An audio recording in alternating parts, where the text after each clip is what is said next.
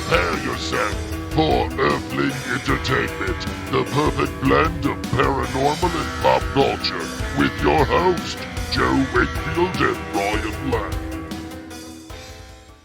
What's going on? Welcome to another episode of Earthling Entertainment with Joe Wakefield and Ryan Lang.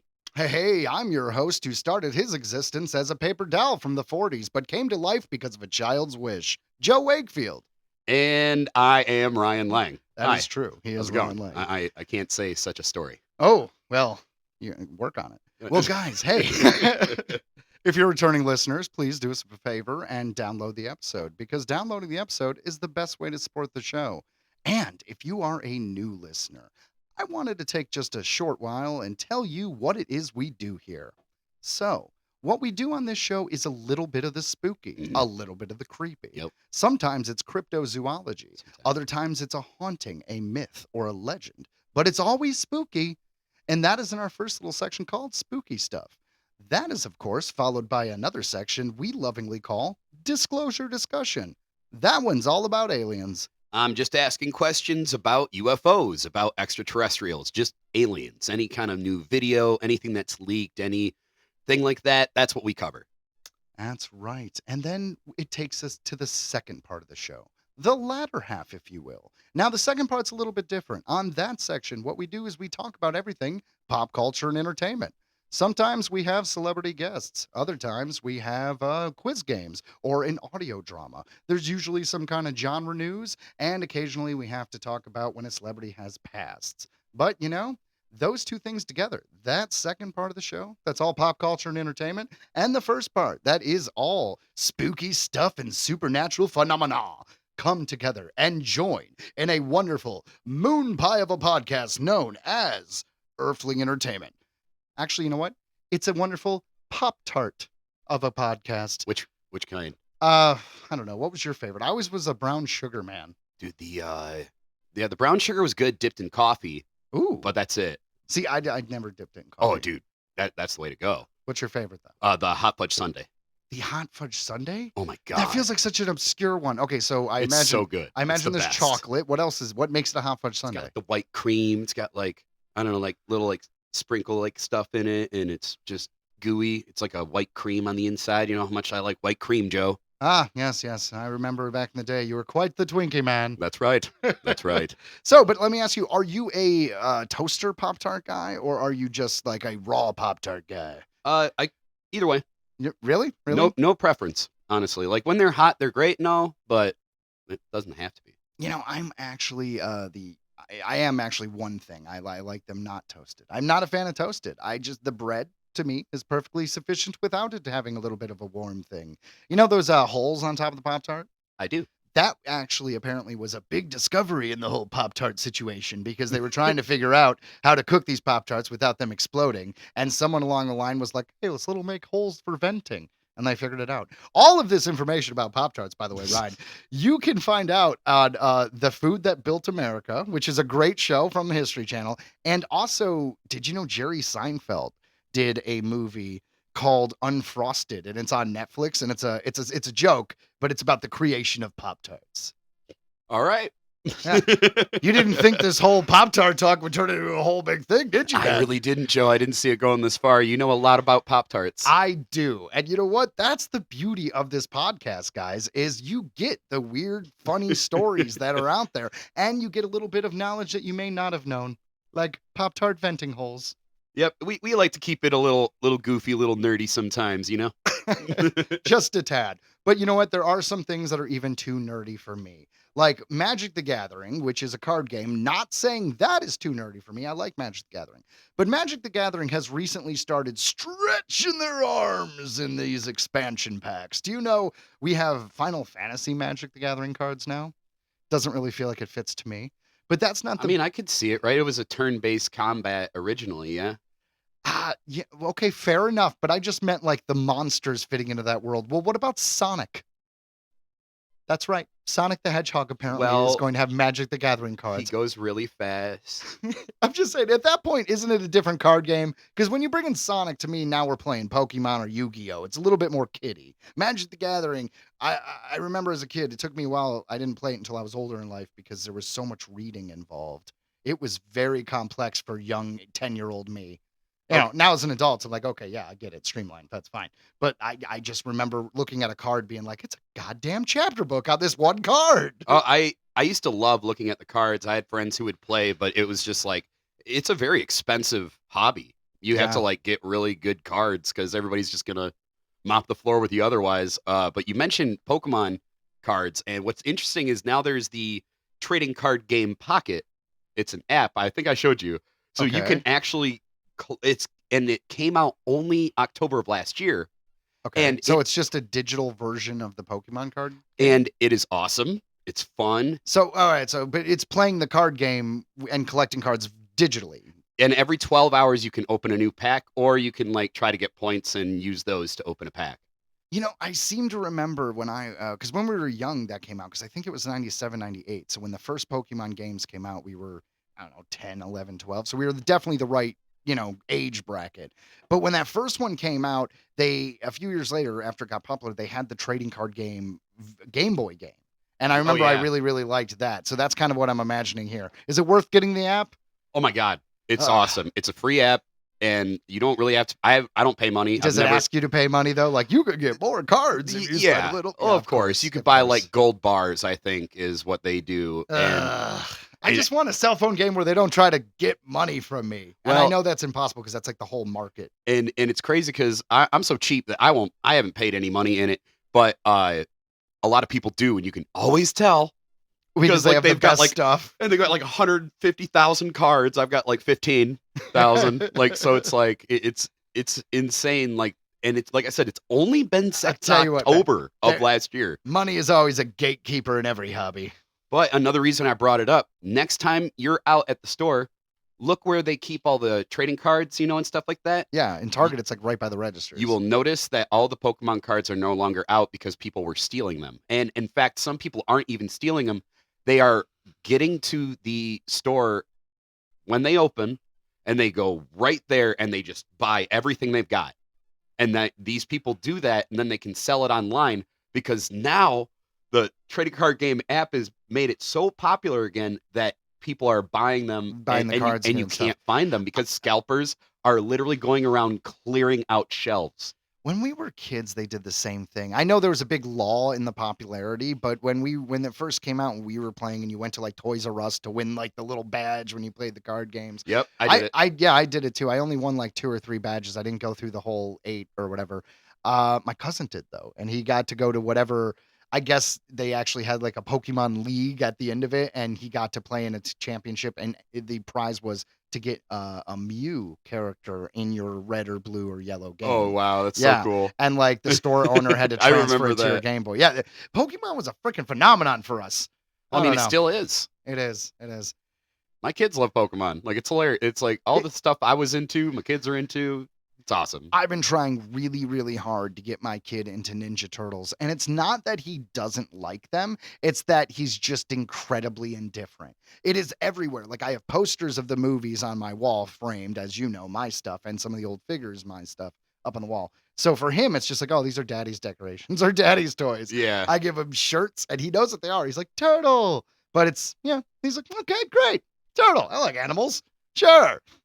I was able to show my kid. I showed them Empire Strikes Back, Yeah. and because I figured I'm like it's perfect. It's got the big beast in the beginning. The walker. It was pretty action packed to keep their attention. And Sure. It ends on kind of a down note. we didn't even they lost interest by then. But they Oh no. Yoda stole the show. Wow. They made me rewind that scene over and over. Just wait, put your weapon. I mean you no harm. That's Where he's awesome. just no mine. smacking Yeah. R2 in the head with it. They were dying.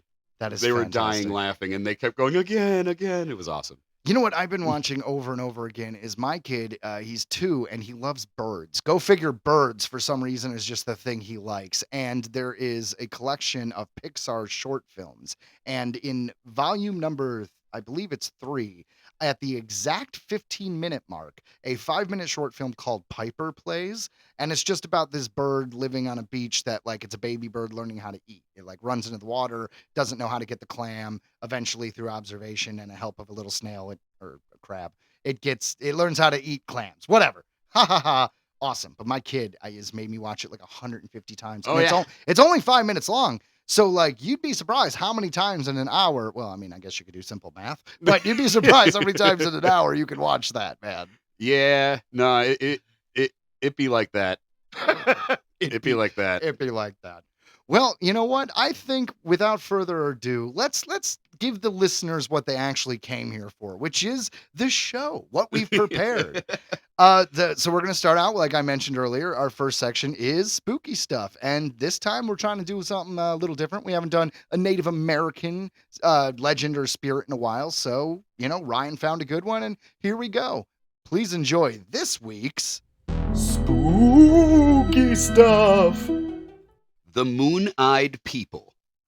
Cherokee legend is full of incredible tales, but one And a couple shitty ones. but but one of the most fantastic and intriguing stories concerns the Moon-Eyed People. According to Cherokee lore, Moon-Eyed People lived deep in the woods of present-day North Carolina and Georgia. Blue-eyed and pale, they were so sensitive to light that they slept during the day and emerged only in the moonlight. And unlike other beings who appear in indigenous legends, they were neither spirits nor monsters, but humans like the Cherokee themselves. Though the legend of the Moon-Eyed People may be merely that, legend, some suspect that Cherokee stories about these mysterious beings may be rooted in historical fact. Some even suspect that the Moon-Eyed People were descendants of Welsh settlers who arrived centuries before Christopher Columbus. I mean, it could be that we know the Vikings came to the Americas before Christopher Columbus. And Oh, yeah. also, like I was going to make a little bit of a joke, go figure me, that these people could have just been like a colony of albinos, right? Like they can't go out in the sun and they're super pale skin, but their eyes would be red, not blue. So Yeah, probably not a group of albinos. they're like White Walkers. They got the blue eyes. Ooh, I wonder. I wonder. I mean, they're probably not zombies that are from Game of Thrones, but I hear you. Don't crush my dreams, Joe. This is the I story. don't call me Dream Crusher Wakefield for nothing. That's my children. No, I'm kidding. It's true. Oh. I saw his ID.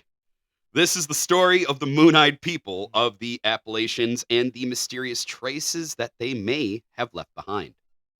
As European settlers poured into North America in the 18th century, they began documenting the legend of the Moon-Eyed People for the first time. According to Legends of America, the Cherokee described this mysterious race of people as small, light-eyed, and pale. Because of their sensitivity to light, they hid during the day and emerged only at night. Okay, so when we say small, though, how small are we talking? And I'm not making a joke this time, but are we talking like half of the height, like a hobbit person, or Like are we a just halfling? or are we just talking like smaller than an average human height? Like, let's say they're all 5 feet. You know Shorter what I than mean? me. I'd Yeah. say shorter than me. Okay, but they still describe them as humans, right? So I feel like if you get too small, then you're no longer describing humans. So let's assume around 4'8", 5 feet. I don't know. Could be like a colony of some kind of elves. I'm not even kidding. Well, that's kind of the joke the joke. That's kind of the thing I was getting at was, if they're that small, maybe they're not human. No, and I remember you sent me a picture of one a couple months back when we were like working on stuff. So that's honestly where I got this idea. So honestly, this one's on you.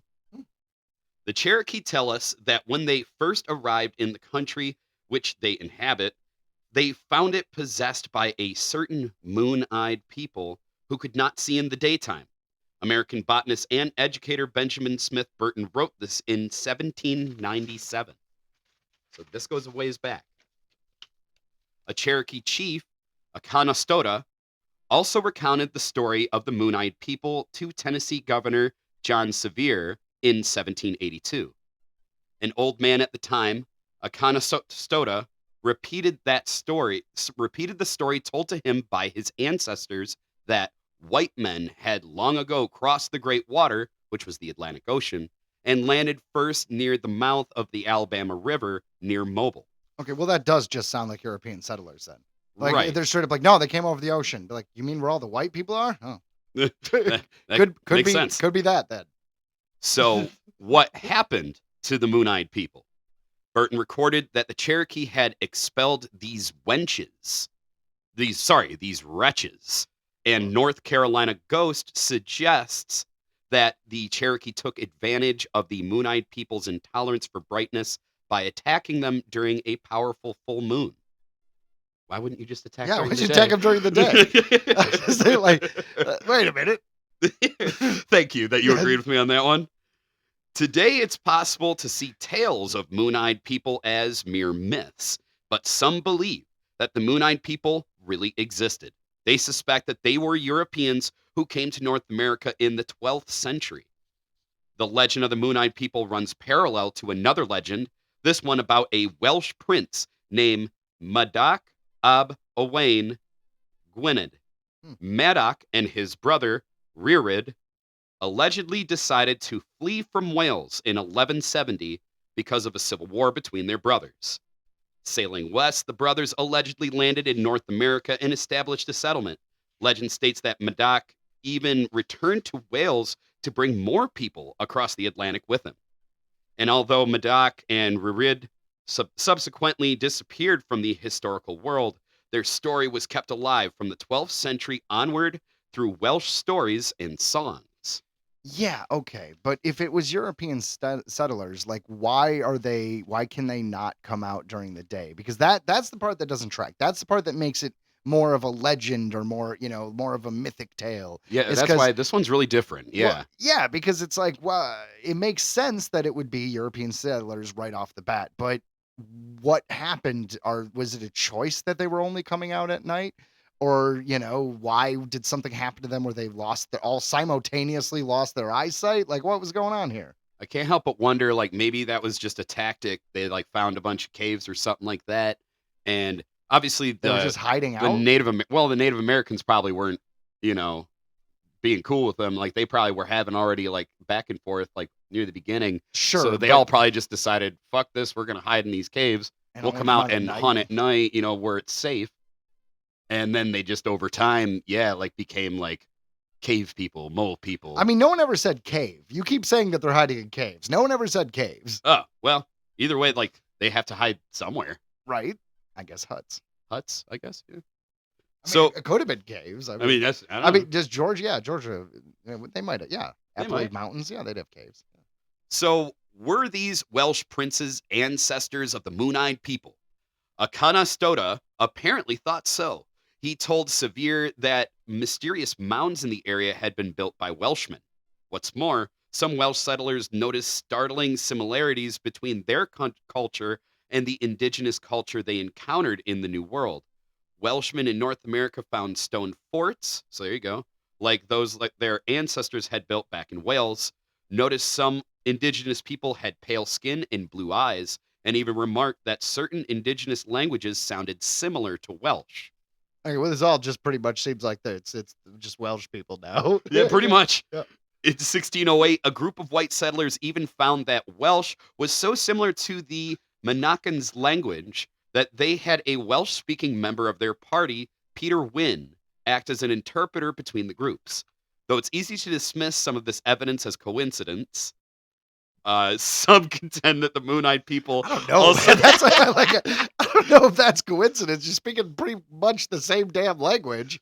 I mean, they say English comes from Latin, but if someone's speaking Latin, I'm probably not going to know what the hell they're saying. But this language is close enough to Welsh that a dude was like, "Yeah, I get the gist." I mean, that feels like pretty strong evidence. Some contend that the Moon-Eyed people also left physical traces of their civilization in the Appalachians. That all kind of like flowed really easy. To this day, a number of strange sites exist across the Appalachian foothills, which some believe are traces of the Moon-Eyed people. As Legends of America notes, one such site is Fort Mountain in Georgia. Their crumbling traces remain of a once mighty wall, almost 900 feet long, 12 foot thick, and 7 feet high in some places. The wall bears a striking resemblance to European battlements. Sevier even told a friend that the wall had been built by the Welsh, writing that they'd constructed it as protection against the ancestors of the Cherokee, who eventually drove them from the region. But if the wall on Fort Mountain was built by the Moon-Eyed people or the Welsh, they may not have had anything to do with the 12th century princes. Some historians have estimated that the wall predates their arrival by hundreds of years and may have been built between 400 and 500 CE. Yeah, but we're digging up old things that we don't know are from, like the pyramids. We don't actually know what they're from, like all that stuff. So there being an old wall that could be an earlier civilization. Yeah, totally, that makes sense. Doesn't have to be the Moon-Eyed people, Could but be, though. it does sound like it's either a couple legends that are blending together, right, or it is just Welsh settlers. I think it became probably Welsh settlers that became like a legend because they were like the first to get there, like long before anybody thought I know, that and they had. if you're confronted by people who are very different looking than you as Native Americans looking at these Welsh people, I could see them being like, they're fair skinned, they're elves, they only come out at night. And it's Yeah. like, who knows how that story started? Maybe they were hiding, like you suggest, and they only came out at night to try to avoid, being spotted by a tribe that was trying to kill them. And that became the story. Oh, they only come out at night. And it's like, well, actually, that was only for about a month in September, but Well, okay. and they're saying that this predates this wall Yeah, I know. that they built. Yeah, because early conflict. Local history museum in Murphy, North Carolina, also claims to have a Moon-Eyed people artifact. They contend that a 19th century farmer dug up strange statue on his land, which appears to depict two people either standing close together or conjoined with flat faces. And it's pretty interesting looking. It is. Kind of looks like aliens to me, but fair enough. Right? Whether or not this statue depicts the Moon-Eyed people or if it was made by them is unclear. However, in the end, the legend of the Moon-Eyed people leaves historians with more questions than answers. Were Cherokee stories about the pale, light-eyed people who hated sunlight mere myth? Or did they point to some unknown historic truth? Were Moon-Eyed people Welsh or something different? For now, the answers appear lost to time, but local lore states that along certain portions of the crumbling wall on Fort Mountain, you can still hear distant drum beats and catch glimpses of men in bearskins. Perhaps these are the distant echoes of the mysterious Moon-Eyed people. Ooh, yeah, it doesn't seem like that much of a mystery to me. But I do think that maybe if it wasn't settlers, right? Let's go the supernatural route. We talked about goblins or elves or what other creatures can only come out at night. There's always the good idea that maybe they're aliens. Maybe they were Nordic aliens. They're always tall with blonde hair and blue eyes. You know what I mean? That's a possibility. It could be aliens. No, you know what? That is the most satisfying answer to me is that they are aliens. They are the Nordics. I love that. It makes the most sense to why they wouldn't be able to come out at night and why they have the appearance they did. Forget all this evidence of them being Welsh. I know the truth. Aliens. And that is a perfect segue to our next thing, which is a segment all about aliens. Disclosure discussion. Ha ha ha ha. It's about aliens and stuff. The Black Knight Satellite. This comes to us from SchoolTube.com and Space.com. Nikola Tesla, the brilliant inventor behind alternating current and countless other innovations, continues to fascinate us. His ideas often seem to border on science fiction, and some believed one of his discoveries points to a mystery that remains unsolved: the Black Knight Satellite.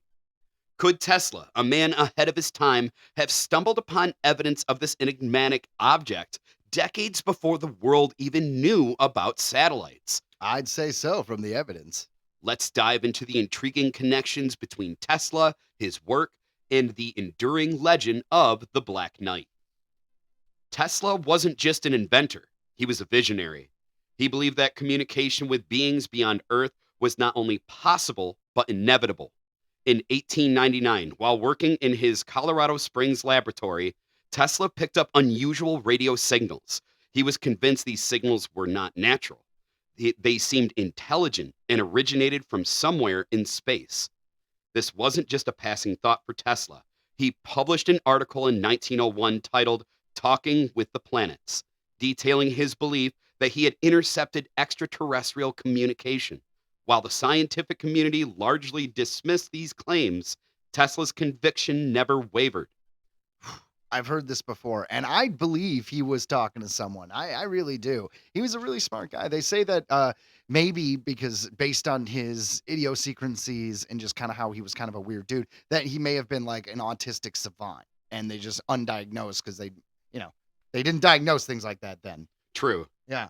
But I think he was talking to aliens or another dimension or something. There's a lot of stories about this, but I digress. Please continue. I have faith in his ability to operate the equipment and be like, no, this is coming from out there. Yeah. It's like, I do know the direction this is coming from. Correct.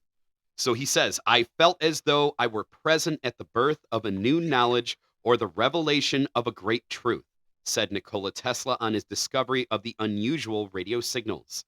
In 1927, amateur radio operator Jørgen Hals in Norway observed long-delayed radio echoes, signals that return seconds after transmission. This phenomenon, which remains not fully explained, adding to the growing legend of the strange signals from space. So it's coming from something close enough to bounce back pretty quick. Then, in 1954, newspapers published claims by retired U.S. Air Force Major Donald Kehoe that the U.S. Air Force had detected 2 artificial satellites orbiting the Earth at a time when no nation had yet launched one. Fast forward even further in the 1950s, here we got the world is gripped by the mystery of the Black Knight satellite. In 1954, newspapers published claims by as we said, Major Donald Kehoe that the Air Force had... Oh, sorry, I think I doubled that one on accident. Sorry. There you go. These unidentified objects detected in Earth's orbit sparked intrigue and speculation. Neither the U.S. nor the Soviet Union claimed ownership, fueling theories of an extraterrestrial origin. The Black Knight's unusual characteristics, its atypical orbit, its alleged radio signals, and its estimated age set it apart from any known human-made satellite. Some believe it has been silently observing Earth for centuries, perhaps millennia. Ooh, I do believe that. Like you mentioned on another episode, if aliens ever come visit us, it's very likely they use drones just like we do. Yeah. And you say that all the time, and I think it's a great point. Well, yeah, and we still got Voyager still working. Yeah, so out there in the middle of effing nowhere, past our solar system now.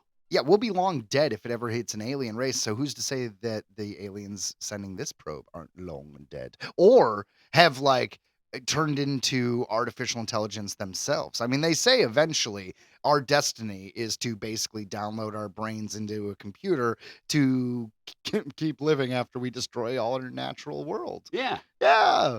Transcendence. Who knows? Oh, shit. Yeah.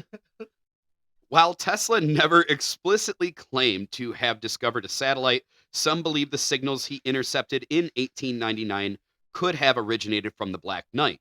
Could this be the source of the mysterious transmission Tesla detected? It is a very, very good chance because, you think about it, even though he's Tesla and he's really smart, getting a signal from something close in our orbit makes more sense than him hearing something from a different solar system. It's just my opinion. I agree with that. Yeah. The timeline aligns, and Tesla's fascination with the extraterrestrial communication adds another layer of intrigue. While Tesla's genius so profound that he inadvertently detected evidence of an advanced, possibly alien technology orbiting our planet, Yep. the modern surge in interest in the Black Knight satellite came with the release of images from NASA's STS-88 mission in 1998. The images show a strange, black, wing-like object silhouetted against Earth's blue background. They quickly circulated online and became evidence for the Black Knight in UFO communities. Look at it. Look at the image because we have the image right here. And if you guys at home check it out, Google it real quick, you'll find it. It kind of looks like the Slave One. A little bit. Yeah, it kind of looks like Boba Fett's spaceship from Star Wars. I'm not saying Boba Fett is orbiting the Earth. I'm just saying it is a possibility. Yeah, it's a possibility. No, but it does look pretty cool. It kind of seems like it is a structure that is moving on its side. That's how it appears to me. Yeah, that's what it looks like to me as well. And it is oddly shaped, and it looks so alien. Well, I mean, yeah. Yeah. Is it a satellite? Is it a spaceship? What if it's an ark? What if it's an ark that is what I said earlier and just a bunch of downloaded alien consciousness?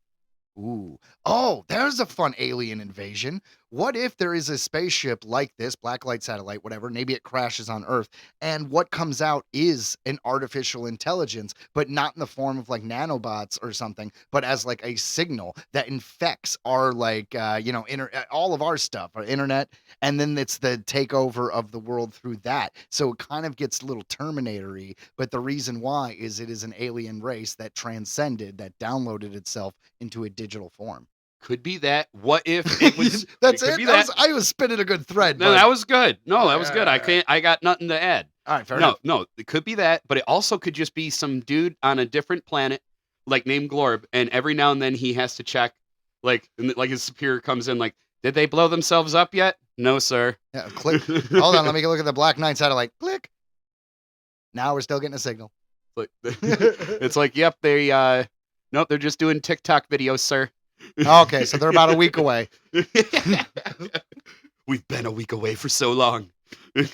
Well, in the grand scheme of the universe, nah. So here's a quote. They're about those images that went famous. They're probably some of the weirdest looking 70 millimeter photos to ever come out of the shuttle program, Oberg said.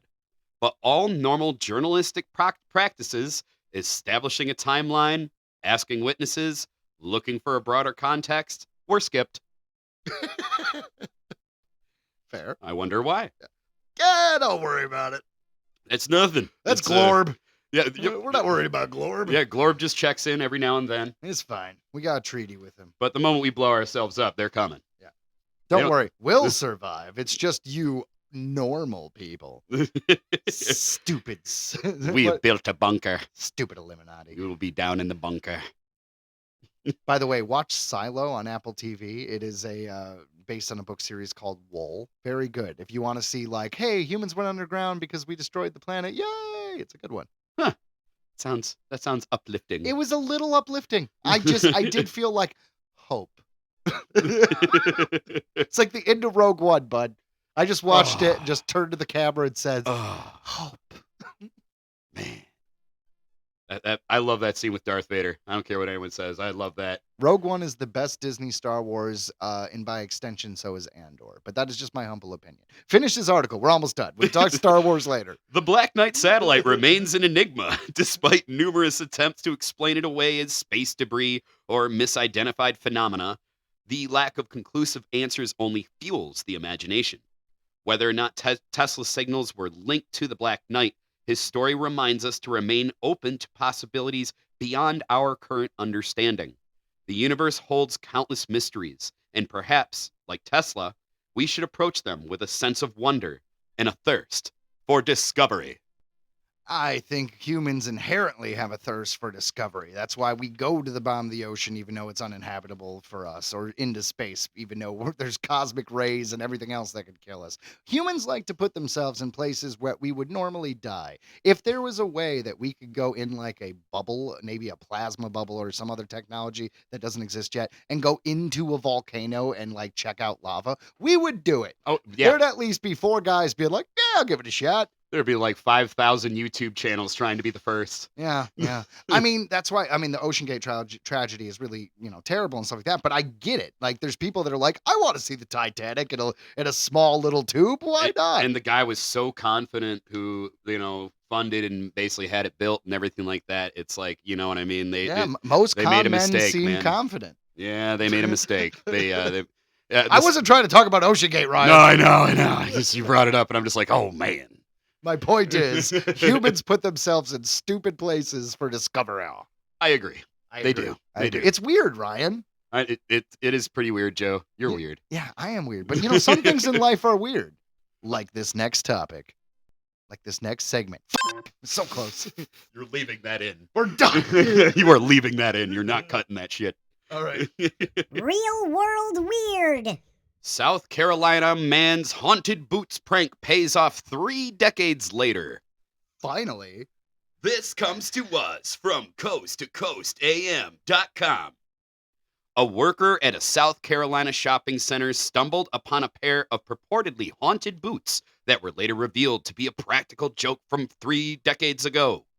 According to a local media report, the amusing turn of events came to light when Jason Cooper was fixing a sign from within the attic of a Build-A-Bear workshop in Myrtle Beach. Yeah, that sounds like a horror movie start. Like, I was in the attic of Build-A-Bear, the scariest place in the entire world. It honestly sounds like very scary, right? If any things are going to come to life, it's going to be in the attic of the Build-A-Bear workshop. They're putting hearts and shit into these things. They give them souls, Joe. Oh, it's true. When they do that, they do I'm not imagining know. like Child's Play 2 with the factory of all like the Build-A-Bears, which doesn't make sense because in that one the dolls had like their arms and limbs attached, whereas Build-A-Bear they're empty, right? They're like empty socks that they like shove Yep. a pipe in the back and fill it full of stuffing, right? Oh, they love it. So, so I'm just saying, like I'm imagining like all these like discontinued bear models, but they're all like just skinless, well not skinless, meatless sacks, like skin bags, Just like laying on the an ground. inchworm just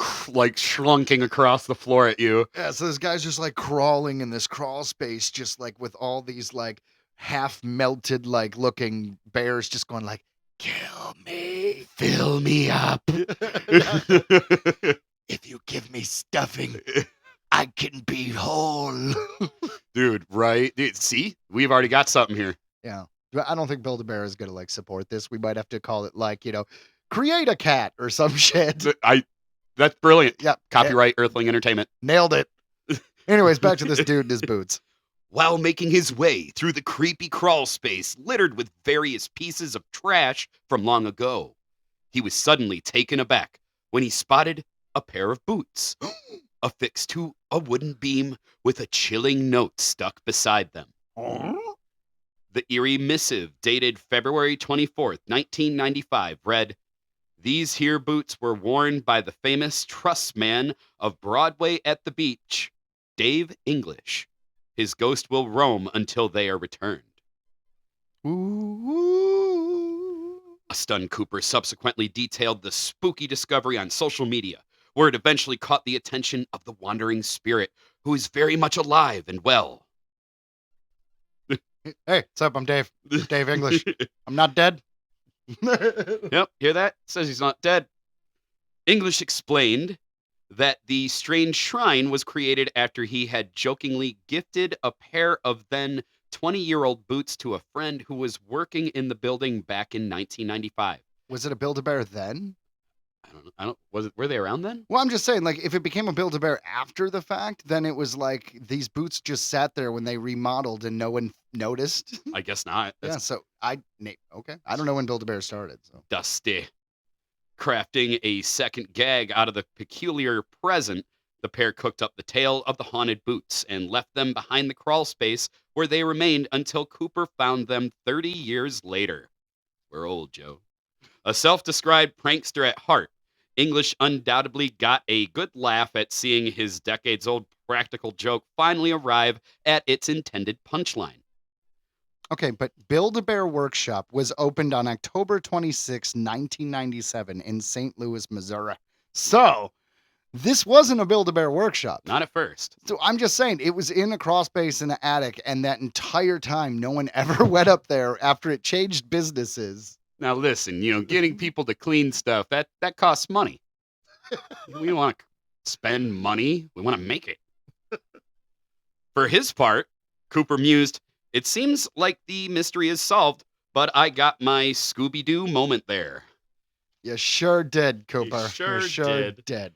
I would be so gratified if I did some shenanigans, which I did a lot of as a young man, and it came out on the news or came out online, and there's like, like, I don't know, you bury something weird in your backyard. Let's say you bury a beetle, and then you move, right? And someone digs it up and they're like, we found a whole freaking car in here. And you can be like, ha ha, that was me.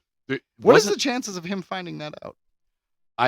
Right, but on top of the car thing, I believe that was actually a prank. I want to say somewhere, in some state, the kids were managed to get like the machinery to put a car, I believe, on the roof or something. I forget what it was, but that happened. Just as like a weird prank. Yeah, it's like a senior prank. I Like don't some know. people go all out, man. My head is stuck on burying something. So it's like I'll elaborate on the car. So if I was going to bury a car, you put like a fake alien skeleton, or you make it look like there's a Sasquatch, a alien, and Elvis in the backseat or something, right? You got to have fun. There's this lake, and someone drowned a full size Jason tied up like he Yep. was at the end of Seven, and that exists. It does. That's a real world weird. That So is. it's like that's the kind of thing I'm talking about. Is a really weird thing out in the woods that people could just discover. You know what I mean? Like build a whole elaborate cave with like little tables and chairs and his whole setup, but make it for like really small people, like Yoda size hut. We're talking about Dagobah earlier. Yeah. When Yoda, like, have that whole little hut where if you go in there, you look like Luke all crouched in there, and have someone just never mention it, have someone discover it years later and be like, "We found this little city. What the hell?" It can be like, "Ha And have it all Nice. set up, with like a little cauldron, so like he's cooking, like all like little utensils. yeah." Fill it all out. If not, total 80s vibes, because the other image in my head was the Neverending Story with the two little gnomes that helped Atreyu when he was visiting the Southern Oracle. Okay. Yeah, Okay. yeah.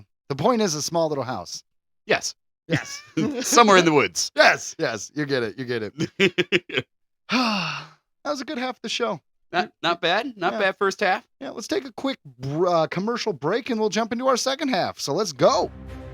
Calling all comic fans, it's time to feed your brain at Green Brain Comics, where the freshest new issues, graphic novels, and manga hit the shelves every week. Whether you're looking for the hottest new series or the latest small press sensation, we've got it all. Every genre for every age, Green Brain Comics is your one-stop shop for all things graphic storytelling. Got questions? Our friendly staff knows their stuff. Whether you're a longtime fan or new to the world of comics, we've got recommendations that'll keep you coming back for more. And don't forget to check out our special events. Green Brain Comics is not just a store, it's a community. Located in East Downtown Dearborn, we are at Green Brain Comics on Facebook, Instagram, and YouTube. Shop online at greenbraincomics.com, and remember to feed your brain at Green Brain Comics.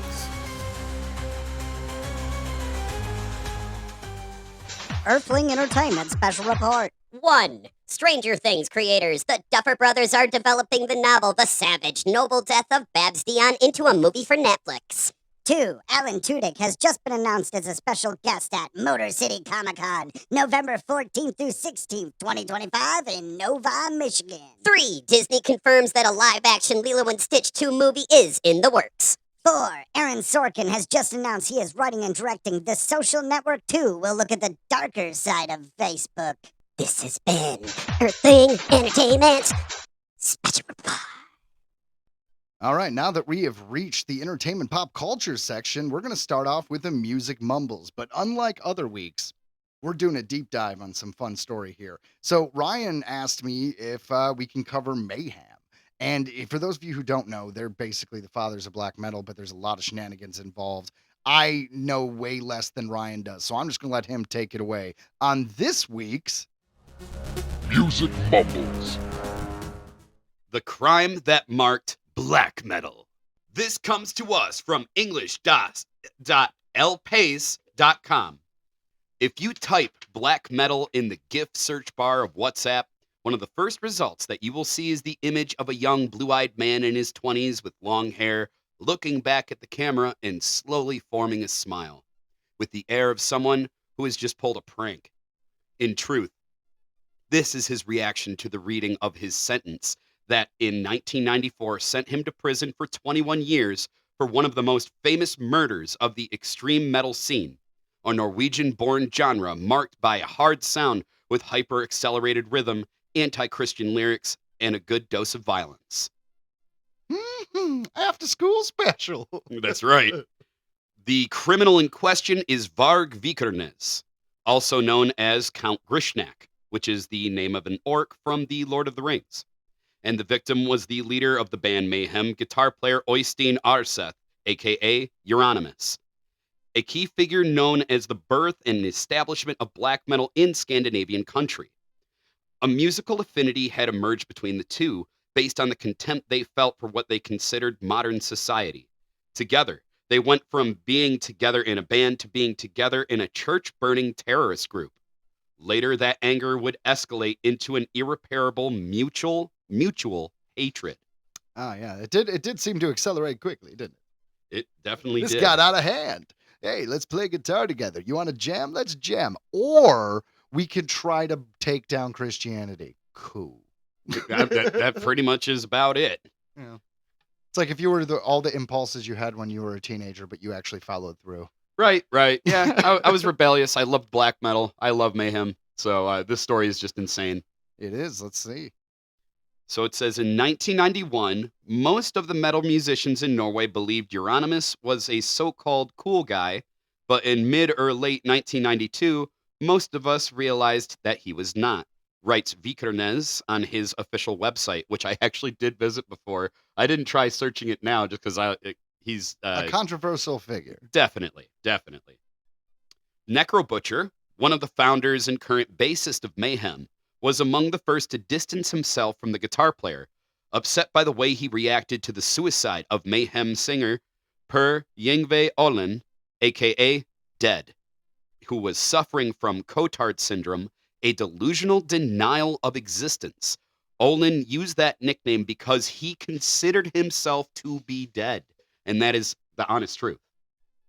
Yeah, he genuinely thought he was not alive. Yeah. Yeah. No, he was. I remember you telling me about it. He would always keep like a dead bird in a bag, and he would huff it on stage like a rotting dead bird, which I don't know if you ever smelt like a dead bird walking by one or something. Oh, it's horrible. Well, we're just designed as creatures to be, put off by the smell of death. We just Yeah. are, yeah.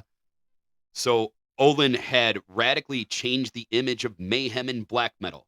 He was one of the first to introduce face paint and took his concerts to another level with feats like slashing his arms with a knife and a broken bottle live on stage. Now that's entertainment. And it continues. I know. The band's first drummer accused Euronymous of taking advantage of Dead's psychiatric condition to push him to suicide, which took place on April 8th, 1991. That day, the singer slit his throat and the veins in his wrist and shot himself in the head, leaving a note with the message, "Excuse the blood," in the lyrics of what would become the Mayhem song, Life Eternal. When he arrived at the scene before notifying the police, Euronymous took some photos. One of them became the cover of the live album Dawn of the Black Hearts, 1995. Pieces of the skull were distributed as relics to other musicians and used for necklaces. And I have had this confirmed. No, that was a very true thing that happened. No, I know it is. I've heard this before. I just keep thinking of like, did they self-publish? Because was there a record company who's like, yeah, we approve this image? Like what? It's a different country, so there's different laws and rules. I probably should know more about that, but I confess I don't really know about the record label situation. It I just feels- figured that they just kind of did it. Yeah. I know, but it just feels weird to just be like, no one has it. I mean, I know clearly we're reading an article. Many people had an issue with him doing it, but it just feels like, why was this allowed to happen? But I don't know. That's just me. Well, yeah, it's fucked up. It goes on and on. I have some friends that have died, and let me tell you, if I had done anything remotely like this, my other friends would be like, dude, inappropriate. Major inappropriate, burning churches and murder. What the hell, dude? Oh, we haven't got there yet. Oh, not yet. Yeah, Not we yet. haven't got that yet. So in 2019, this was this is funny in a weird way, but in 2019, Necro Butcher stated that he was so angry that he was planning on killing Euronymous himself, but Vikernes beat him to it. So he did say this, and it went viral. The memes in the metal community were amazing. Just everyone just on our way to kill Euronymous. Oh no! Oh, dude, it was just it was when I found this in the article, I'm like, I had forgotten about that. Oh. I can't lie. Meme culture doesn't bother me. I think some of the best chuckles I've had is off stuff like that. Well, it's like the perfect political like little satire you can do, right? Like, when it comes to anything that you like. So the episode helped fuel the band's fame and radicalize the movement. Euronymous also owned a label. There we go. Death Like Silence Productions. Okay, well, if it was his label, then yeah, I'm sure that Then image yeah. was approved. Yeah, that makes sense. Home of the new promises of black metal. Among them was Burzum, Vikernes' project, which he did on his own. He played all the instruments and sang. Who, at the beginning of 1991, sent 2 demos that earned him an invitation to Oslo and a record contract. Shortly after, he fulfilled the biggest aspiration that a fan of the genre could have had at the time, replacing Necro Butcher and recording bass for the Mayhem masterpiece De Mysteris Dam Satanas, 1994. Between May and June of 1991, Euronymous opened the record store Helveti, otherwise Hell, in the Gamblebien. It's simple, right? But it gets a job done. Yeah, in the Gamblebien neighborhood of Oslo. Some of the most important members of the black metal scene used to meet in the basement, such as Snor Rock from Blackburn, Bard Ethun from Faust, who is also known as Faust, and Varg Vikernes himself. It is in this context that the Black Circle took shape, referred to by the press as the Black Metal Mafia, which burned churches and desecrated cemeteries. Just a little after-school group. Yeah. Keeps them out of trouble. Just like-minded boys. Yep. Keeps them out of trouble. Seems like they're doing the opposite, Ryan. I am not like a super proponent of organized religion in any way, but you don't see me being like, yeah, burn it down. Yeah, no, I don't shop at Abercrombie, but I'm not going to burn that place down either. Well, you're not going for being the most evil person ever. These people are. That's true. That is true. It is a goal to be dark. I get it. Fair enough, Ryan. You've sold me. I'm back in. Vikernes, who always denied the group's existence, considered these acts legitimate for different reasons than his peers. His faith was oriented toward a belief system known as Odalism, a neo-pagan creed characterized by a combination of religion and race, and only declared himself a Satanist for the aesthetics. Oh. I'm good with with the not being too keen on new religions, because I understand like all these pagan religions really got stomped out by Christianity and a lot of the modern day religions. So I'm all for being like, I'm pro the old pagan rites, but the whole being racist thing is just, I'm not really down for the whole racist thing. Yeah, Vikernes is definitely an asshole. Well, he has opinions, let's say, yes. Churches, in his view, had to be destroyed because they stood on ancient pagan temples and because Christianity had uprooted the ancient religion of the Vikings. Yeah, makes sense. In 1992, 52 places of worship were burned and 15,000 graves desecrated, the remains of which adorned the walls of Helveti. Of the structures that were destroyed, the most famous was Stavkirk, a medieval stave church of Fantoft near Bergen. The group decided to leave a decapitated rabbit in the place. Instead, the victim would come to another fire, that of Sapsborg, where a firefighter died. So, they were planning to murder, but instead they got a rabbit. It feels like that. I don't know. It's weird choices. Like, I'm imagining a bunch of black metal people just jumping around in their coats with their bullet belts trying to catch a rabbit. Maybe they had a rabbit already at hand. It's like, what are you talking about, Mr. Paws? You know what it reminds me of is there was a comic, and I know you know it, is from the early mid-90s, and it was Jonan Vesquist, the guy who created Invader Zim, and it was called Johnny the Homicidal Maniac. Yeah. Well, there's a character in that called Nail Bunny, and Yes. it's a bunny that's been nailed to the wall. And I don't know. That's kind of what it reminds me of. I imagine the members of Mayhem just being like, "Oh, just grab the bunny. It's fine." Yep. Yeah. Grab it just in case. Yeah. If we can't get our murder on, we at least can cut the thing's head off. And then we got 4 good keychains. Yeah. And now I'm remembering the scene from Dumb and Dumber where he's petting the decapitated bird, going, "Pretty birdie." Hey, I took care of it. Heavy metal bands considered by the Black Circle to be trend followers also ended up in their sights. In July of 1992, a militant named Maria doused acetone on the door and windows of the house of the Swede Christopher Johnson, leader of the band Therion, with a message on the front door. It says, "The Count," which is Vikernes' thing, "was here, and he will return." Johnson was spared, but he received a letter apparently written by Vikernes. "Hello, victim. This is Count Grishnak of Burzum. I have just come home from a journey to Sweden, and I think I lost a match and a signed Burzum LP. Ha. Perhaps I will make a return trip soon, and maybe this time you won't wake up in the middle of the night. That's a weird worded threat. Yeah. Yeah.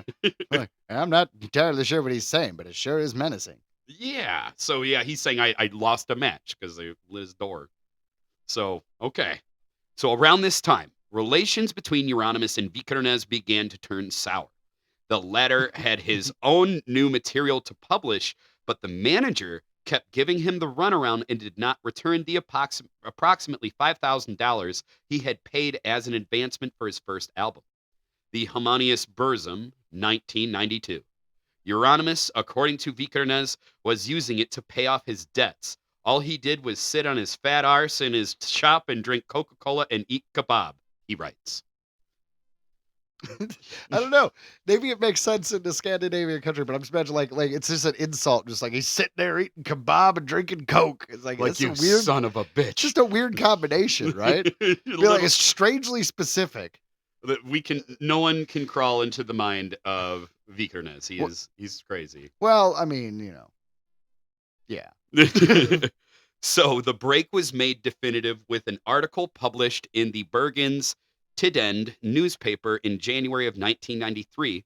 It was an interview with Varg Vikernes as his alter ego, Count Grishnak, where he declared himself responsible for the burning of churches and the murder of a homosexual man in Lillehammer. And for that murder, another member of the Black Circle, Faust, was sentenced to 14 years in jail. So did Faust do it, or did this guy do it? I think it was like in a, kind of a like they worked together, aiding and abetting kind of thing. Yeah, I guess.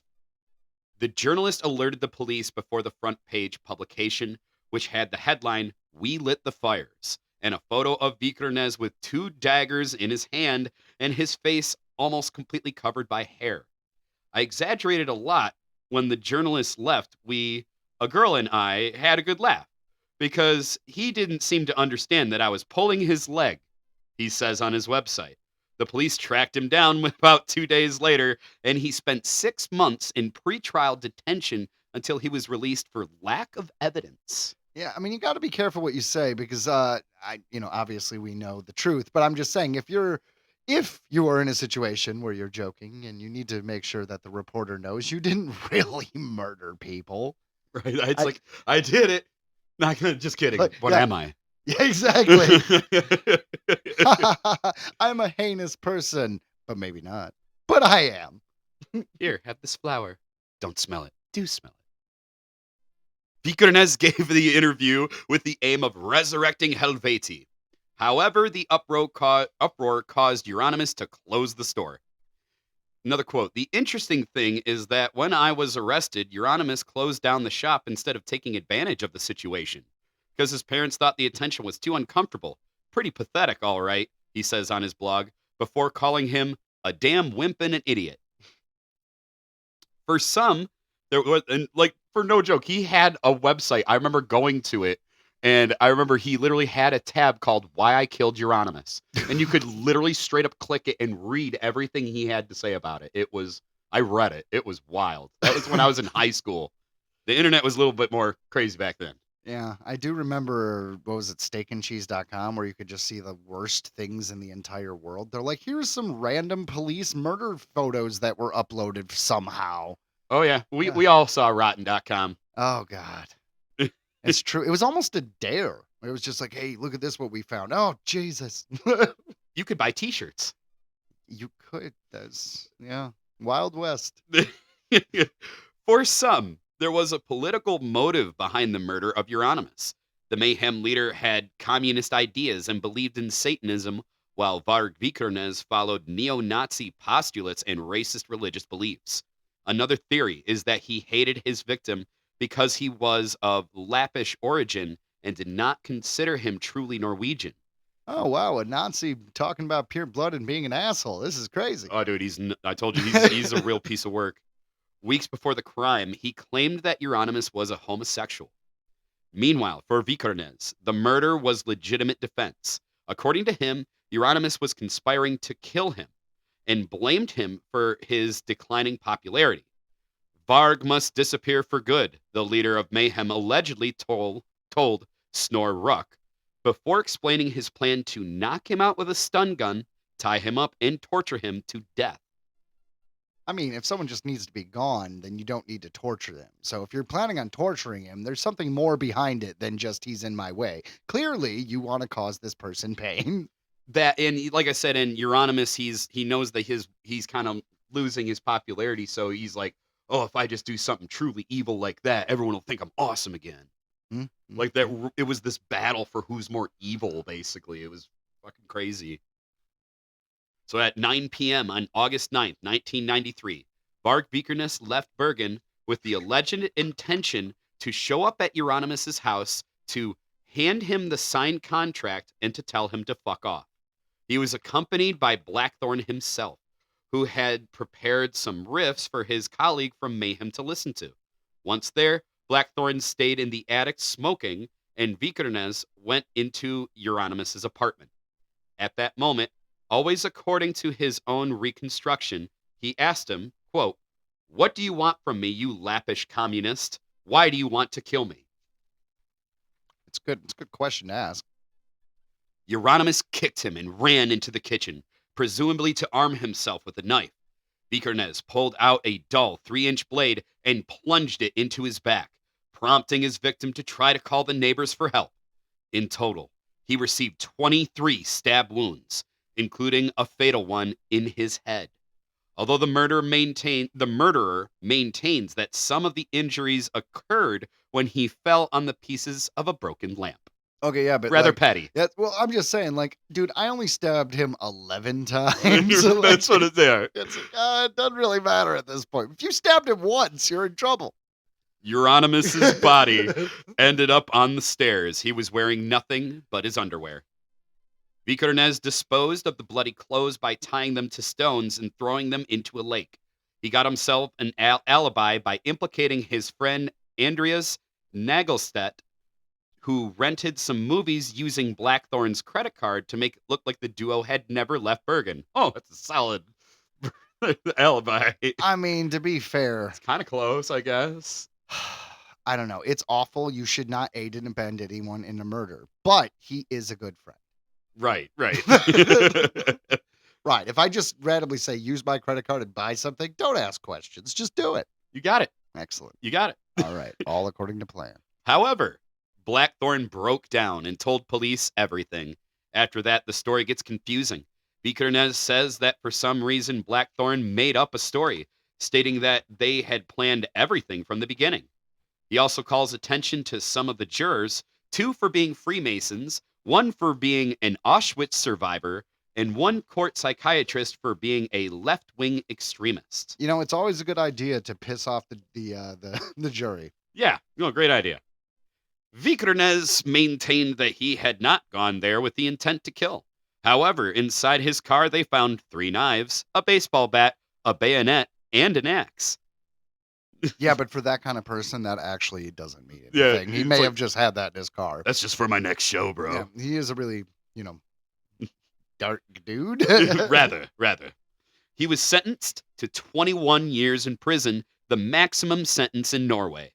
In other words, if you're going to murder someone, go to Norway, because that ain't bad. For the murder of Euronymous, the burning of 3 churches, and the possession of 330 pounds of explosives. I'm just saying, if you were in the United States, you would get a bajillion fucking years. You Yeah, would yeah. never see the light of day. You would be in whatever new Guantanamo Bay they've made for people. You'd be buried in a hole. That's right. Yeah, you'd be Ryan Reynolds in that one movie called Buried, which has Oh, nothing God. to do with this, because that was like a journalism thing. It totally was, yeah. That was a dark movie. That was really dark. I had to rewatch that. Cut off his finger.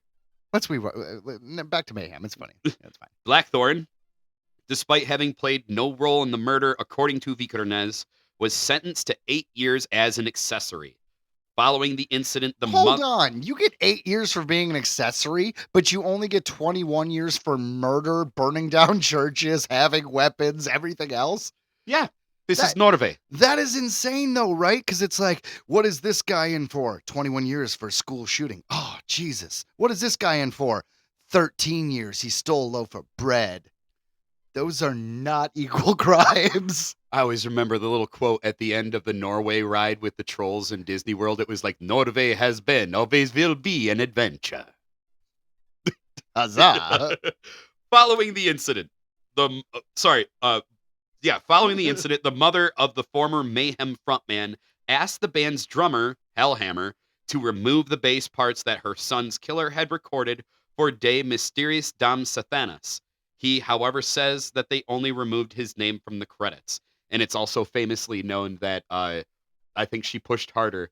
They just turned the volume down in like the in the studio. I understand what you're saying. That's all they did. In the mix. They made thank you. it, I don't know why the mix couldn't come to my brain. Thank you, sir. Yeah, I mean, you've only been in bands for years and recorded in studios. Why would you know that?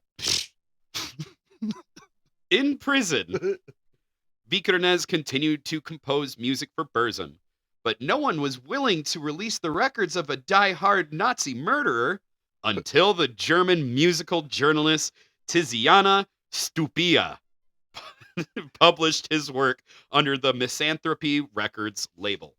Okay, so not only did he get 21 years, he was able to be a producer while in prison. What is prison? Is it like house arrest? Is it like ISS in high school where you just have to sit in a room and do your homework? Like, geez. I think he just had access to a computer because all of it was like ambient music. Like there was no guitar, there was no vocal. Okay, fair enough. But what computer programs does it? Like, what does a prison computer have GarageBand? Like, what is he doing? I don't know, but yeah, we're talking back in like the early '90s. So I mean, I don't know. They're like, all right, this well-funded prison has Pro Tools, just in case our inmates want to make a jam. It is wild, but like I said, it's literally all just ambient music. Like there's nothing crazy. Okay, well, yeah, that's fine. You can do that on Paint. There you go. Since then, in addition to several records, Vikernes has published books in which he elaborates on his views of life, racial segregation, paganism, and politics. My hate and me. In 2003, he failed to report to jail after being granted a short release. He was found on an Oslo highway driving a stolen car and threatening a family. He claimed Was it their car? Was he like threatening someone from that stolen car, or was he holding them hostage in the car? I don't know. He claimed he had escaped because someone wanted to kill him. His release was scheduled for 2006, but he was not paroled until 2009. But what's really funny is it's fucked up, but it is funny.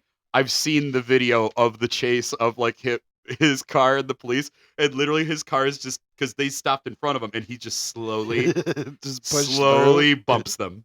just slowly bumps them with the car. And then it wasn't written here, so I don't know if it's myth or not, but I'll go ahead and say it. Yeah. Allegedly, he had a trunk full of like assault rifles. Oh yeah? Oh yeah.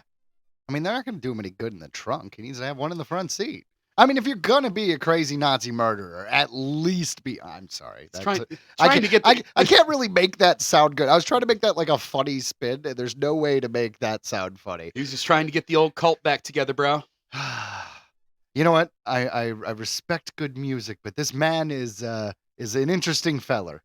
Definitely. So 2 years later, he was one of the 530 supporters who received the manifesto of terrorist Anders Breivik. Before the Oslo and on the mailing list. Before the Oslo and Utoya massacres, where 77 people were killed.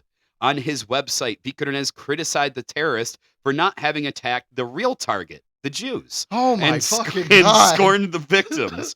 How can they be so extremely cowardly and impotent?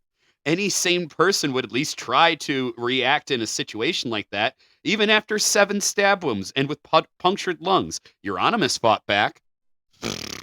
My You know what's funny? God. Imagine like having the job of being this guy's publicist. Like every time he says something, they're like, "All right, how do we spin this?" Varg, you said what? I want To who? I want Catherine Hahn's character in Seth Rogen's show The Studio. What she does is she that's what she is. She's like a publicist. She sells the movie, right? That's her job. I want her in like that character to try to be like an SNL sketch where she's trying to be the publicist for this guy. You know, the spin for all the people. Okay, so he may have burnt down churches, but they were dangerously dilapidated. He actually did a public service, like a whole big spin on it. It's good. That's a bit of a stretch, Joe. Well, that's the whole point. That's why it's an SNL sketch, man, because it gets more extreme, right? Because when you get to the point where the dude is just doing the most horrendous things ever, you got to have like the person sweating and get like, oh, geez, how do I defend this one? Be like, oh, wait, I can work with that. Oh, and then he did this. Oh, and then he God. murdered a gay man. It's like, no! Yeah, like, there's no way to make this sound good. None whatsoever. In 2013, he was arrested in France along with his wife for allegedly planning another massacre. Although he was exonerated, he was sentenced to 6 months on probation and had to pay a fine of what we would think around $8,750 for inciting hatred. $8,770? Well, the reason why he keeps doing this is because you're not throwing him in jail long enough or charging him enough money. And this was in France. Although I will say it is kind of nice he found love. Varg and me. Ugh. So they had to pay the fine for inciting hatred and disseminating racist and anti-Semitic material. These ideas were an essential part of his YouTube videos, an account that the company deleted in 2019. Yeah, that makes sense. So there was a little late to the party there, but they did it eventually. YouTube's like, fine, I guess he crossed the line eventually.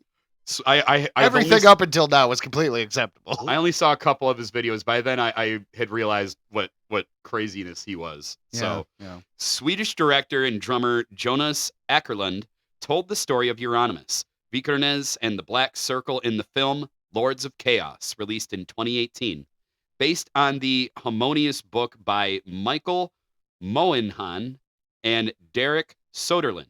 Honestly, Lords of Chaos was a great film. And I think if you haven't seen it, you should check it out, Ryan, because I know I brought it up to you I before. didn't finish it. I saw most of it. I don't know why I never finished it. Because you know the story. Like I was the going back to of your say, hand. sometimes I get, because I've watched everything. I watched, there's a documentary called Until the Light Takes Us, which is insanely dark.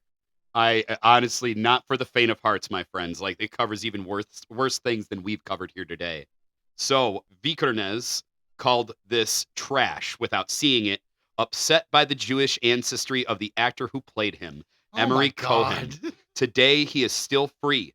As for Mayhem, the band is still active with 2 of the original members, Hellhammer and Necro Butcher.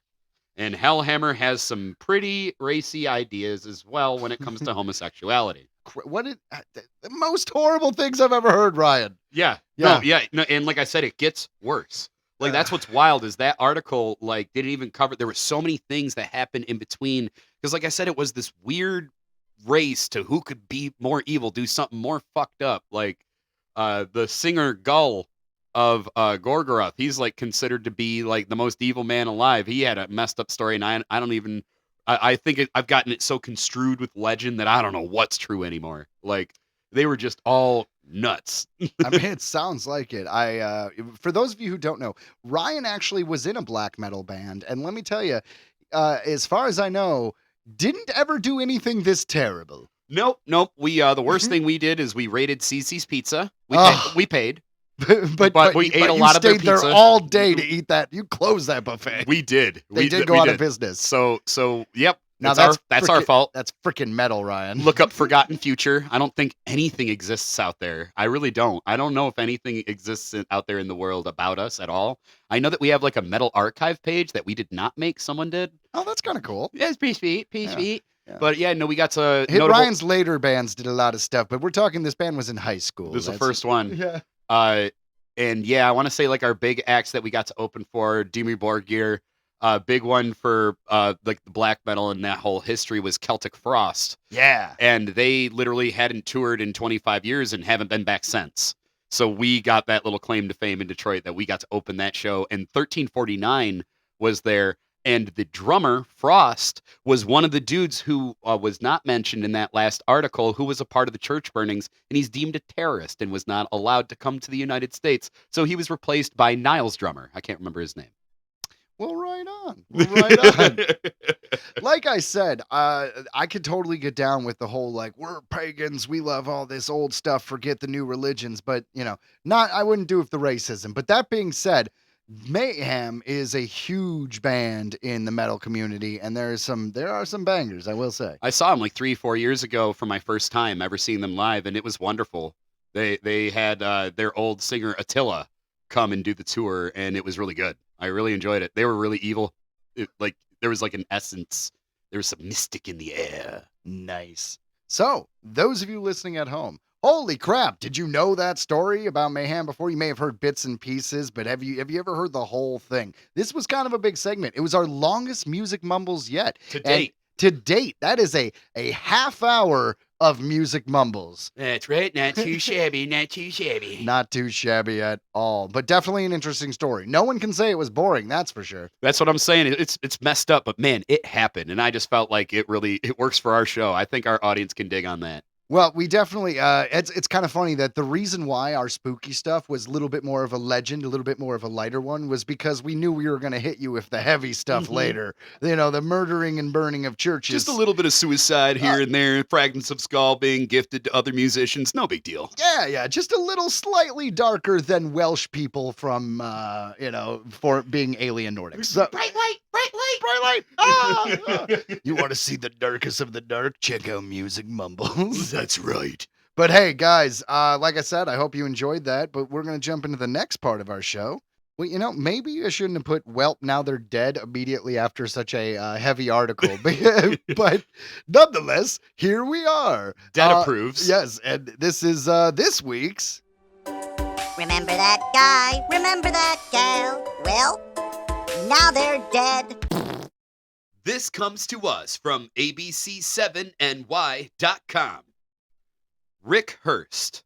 Actor Rick Hurst, best known for playing Deputy Cletus Hogg in the hit sitcom The Dukes of Hazzard, has died at age 79.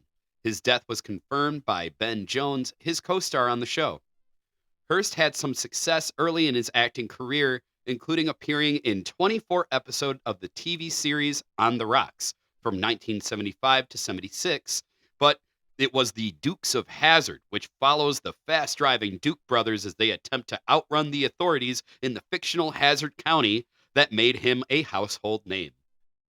Hurst appeared in 55 episodes of the series from 1979 to 82, before leaving to appear in Amanda's, a U.S. remake of the popular British TV series Faulty Towers. Which I never saw Amanda's, but I don't understand how Faulty Towers could be, an American translation could be called Amanda's. No idea. It blows my mind. John Cleese. Oh, great show. We're going to do it in America. Amanda's. Yeah, why not? All right. So Why not? That's the wrong takeaway. Continue. In the decades that followed, he appeared in various TV shows and movies, making his last appearance in a TV short called Be My Guest in 2016. Rick Hurst, you will be missed. You will be missed. And I was never a huge Dukes of Hazzard fan. It was on at Nick at Night when I was a little kid, so I was aware of it. But it was really more of just the cultural impact, like shows that we watched, which would be like Family Guy when we were younger and Robot Chicken and things like that. There was so many references to Dukes of Hazzard. Oh, yeah. I feel like anyone in our age bracket didn't actually have to watch that show to know what it's all about. I agree. Like, literally, I was just telling you earlier, I've only seen references. Yeah. Well, you know what?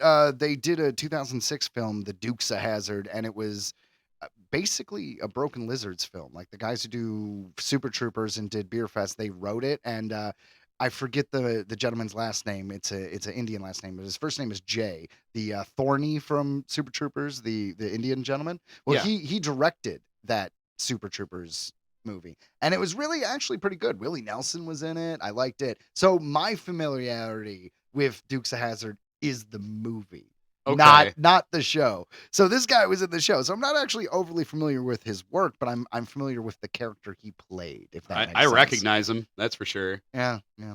Weird. That was a good one. I recommend it. Then a few years later, I think 2 or 3 years later, I think it's 2004 and 2007, so a couple years later, they did Dukes of Hazzard: The Beginning, because the straight-to-video sequel of a prequel made perfect sense. That one was not as good, but Well- Willie Nelson came back. That's good. Yeah. I So like Willie Nelson. and he must like them because he was in the small cameo in Beer Fest, so he must like working with those guys. Right. Yeah. That's right. Dude, Beer Fest was the best. It was. Well, since we're on the topic of now they're dead, is Willie Nelson still alive? I think so. I believe think he's so, still with too. us. He's really old, but he's still with us. Fair enough. Well, Rick Hurst, thank you for playing this part because without you, we wouldn't have all the funny references that we barely get. I will say though, I remember anytime the General Lee, which is the name of the car, like jumps something, it always freeze frames and it's like, damn Duke boys are gonna be in trouble this time. Yep, and then yeah. like they keep going. And I have 2 boys and I keep thinking that every single time they're running around doing something silly, I'm just like, damn Wakefield boys are gonna be trouble. So hey, Rick Hurst, you will be missed. Well, I guess that brings us to the headlines portion of the show, and I actually have like a little snippet headline just off the top of my head, real quick to run into it. That I wasn't able to find an article that I liked enough was the new ride at Cedar Point. You heard about it? Yeah, it goes up and then it has like a weird tilty thing. Like Yeah. like I don't know how else to word it. You go up there and then it kind of tilts and then falls down, right? Right. So yeah, your whole car goes up onto it, right? Like the whole train of the roller coaster. Yeah, like a flat track. Right, almost like a drawbridge, and Sure. then it just teeters forward completely straight up and down. Yeah, and then drops you. Yep, and then it hangs you there for a bit, and then it drops you. Well, how would you feel if it didn't drop you, and you were just sitting like that, forward like that for quite some time? Oh, that'd be rough. That happened on Saturday. Ah, No joke. I mean, it always happens with these new roller coasters. Don't ever be. I'm not the first. No, don't be there. I gotta open this, ride this on opening day. No, don't. By the way, guys, if you don't know, we're talking about Cedar Point, which is an amusement park in Sandusky, Ohio. And the ride is called Siren's Curse. Siren's Curse. Now, Cedar Point is known for having like some of the best coasters ever. If you're a coaster head, you know about Cedar Point. So they're always trying to outdo themselves with either gimmicky rides or crazy coasters. They have I think they have the tallest, the fastest. Like I think you Yeah. have a checklist of like all the coasters that they have the best. Yeah. Yeah, no, I wouldn't want to be on a coaster when it was stuck. I've never been on a ride when it was stuck. Have you? Only in like not terrible situations like Disney World. So, I mean, those rides aren't exactly that scary to be That stuck could be at. a terrible situation though if you're stuck like in a small world. If these little robots just repeating the I same have line been. over again. I have been. It's Yep. a small world. Yep. It's a small world. It's a small world. Yep. And then it becomes the ending of the movie The Mist. Yeah. But anyways, but no, one, I got stuck a lot in the Haunted Mansion, which was hilarious because we were right by this one where this head just kept, bah! Yeah, Coming up. just like I was just doing. just doing it over and over right in front of us. And I'm just like, yep. Here we go. The Haunted Mansion is one of Disney's. It's a really good ride. It is. I always liked that one. Speaking of Disney rides, I have a little bit of an off-the-cuff headline as well. Yeah. Yeah. So people approached Scarlett Johansson because she's talking about the new Jurassic Park that she's in.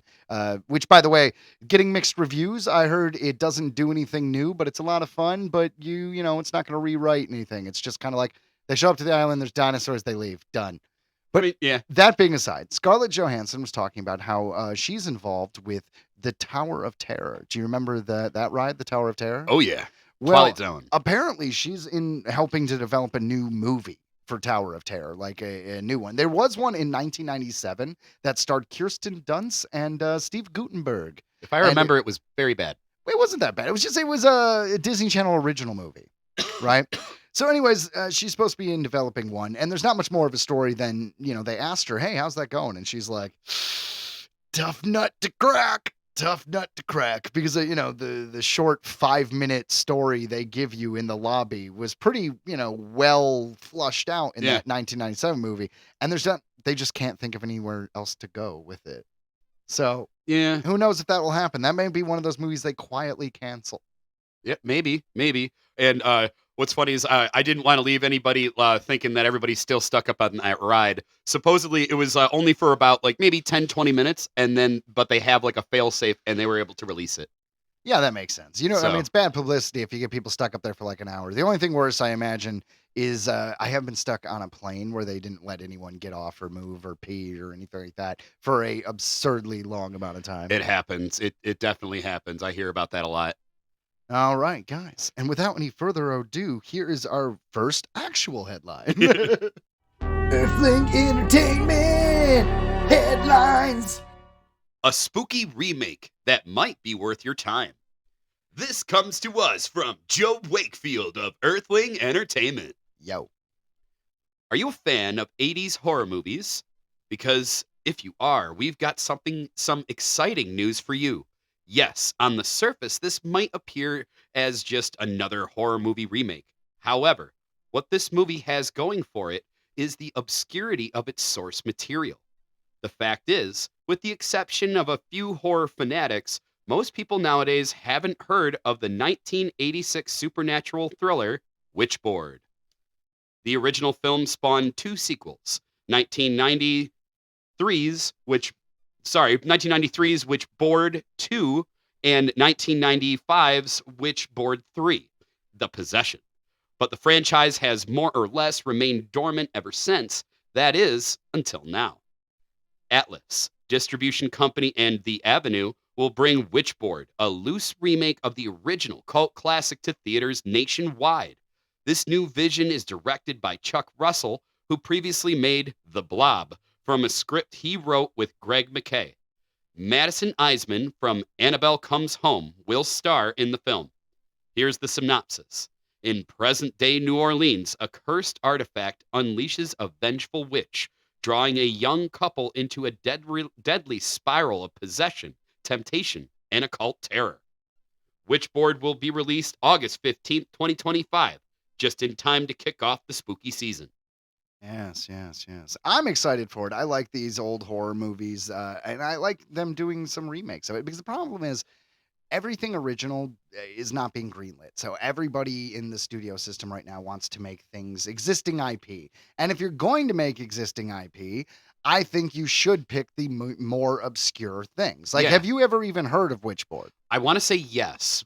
Cool. Only It is because one I've of those always been in the horror section, you know? Yeah, absolutely. I dug it. I'm excited for this one. It's funny, guys. I want to mention, though, that Ryan stumbled while reading this a bit because it was, I wrote this and I did voice dictation on this one paragraph. Sorry about that. So it's actually the original film spawned two sequels. 1990 wrote out in words, and then after that, there's the word 3. So Ryan was like, a 1993.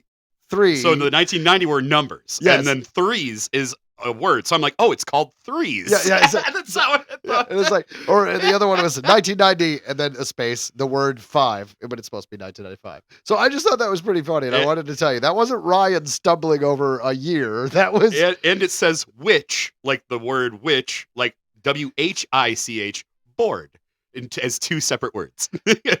all right. So the Witchboard. bottom line is, guys, Which board? if you're gonna write an article, make sure you have enough time that you can double check your voice dictation. As soon as I realized what was happening, I knew it. I was like, oh, okay.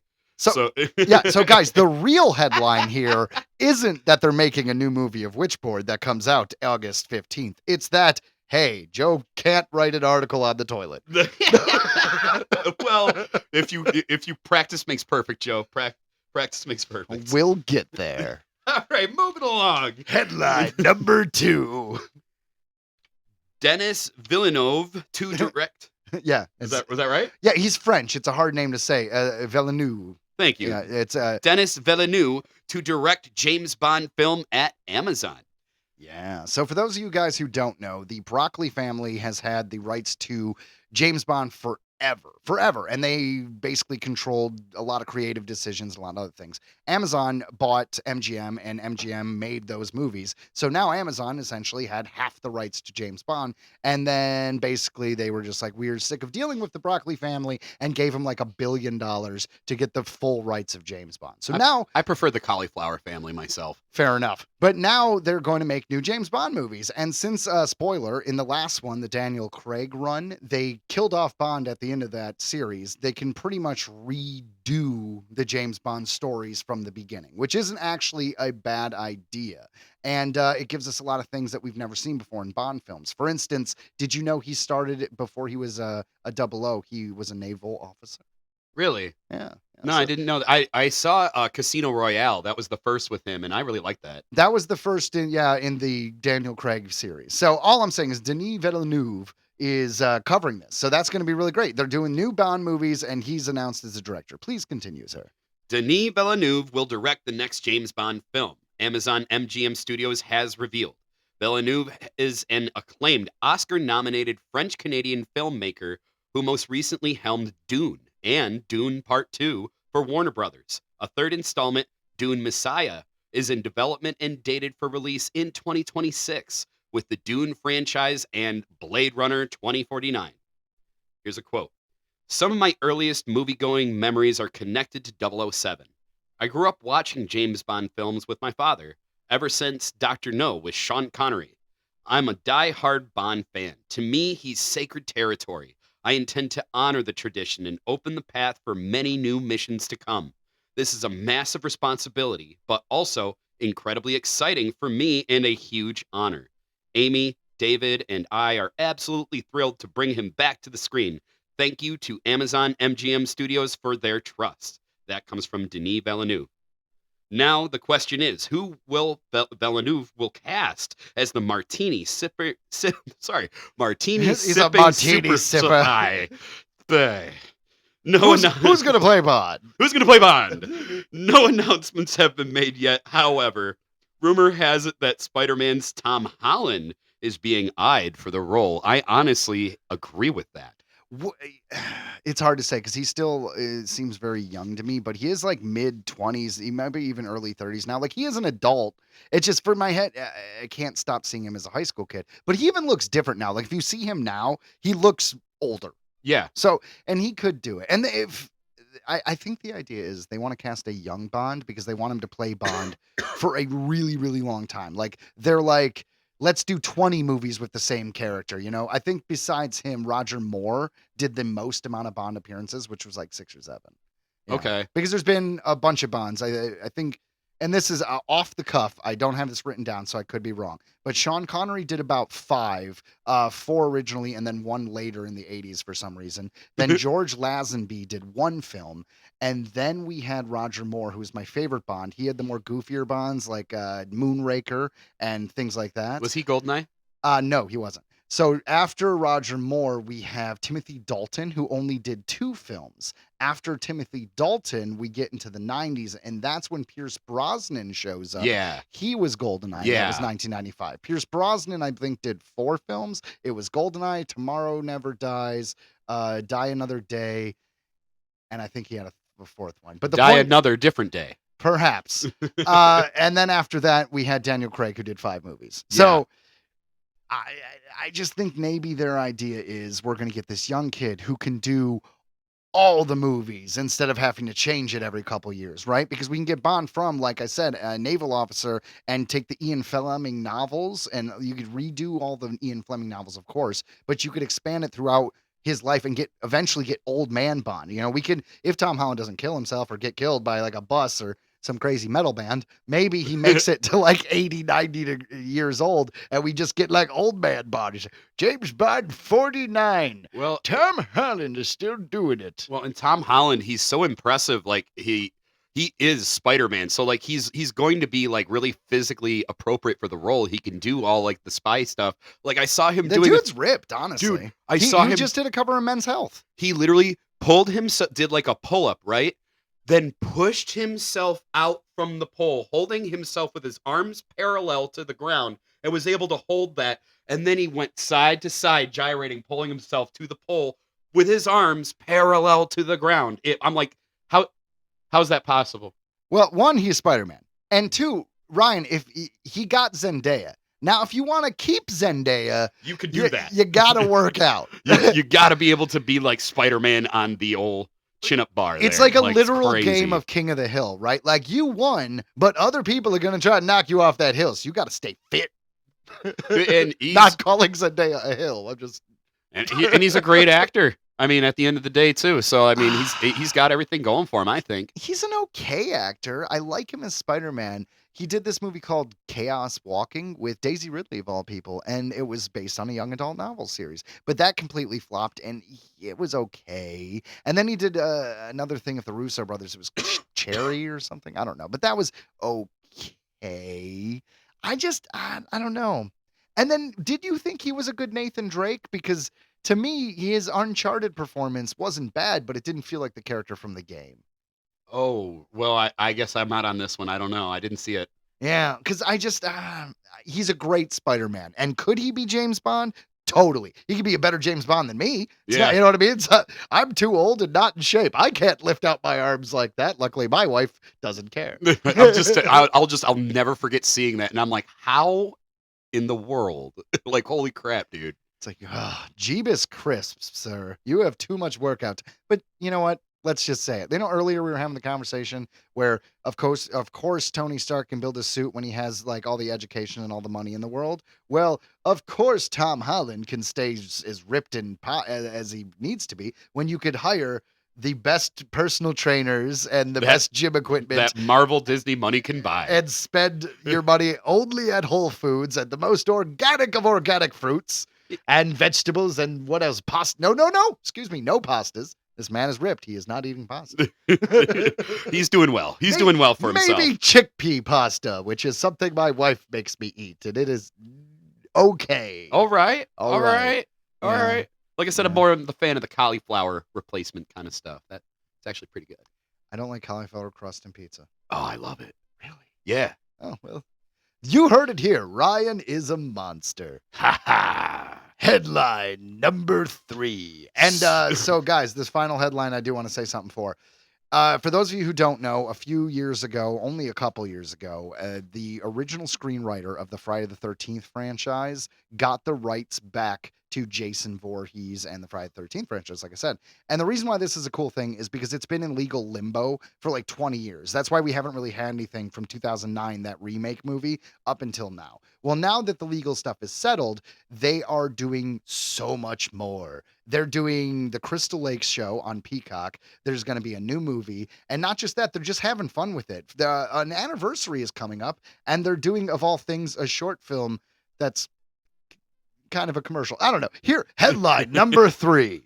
Sweet Revenge. Jason Universe announces Jason Voorhees short film from director Mike P. Nelson. This comes to us from BloodyDisgusting.com. A multi-platform expansion of the franchise from its original owners, the Jason Universe, has been taking shape this year, with everything from NECA toys to a Halloween Horror Nights attraction announced thus far. What else is coming this year, you ask? Variety has just announced Sweet Revenge, described as a short-form vignette. Why is vigilante? It's vignette. Short-formed vignette. Of course it is. I was just testing to see if you knew that word. Excellent.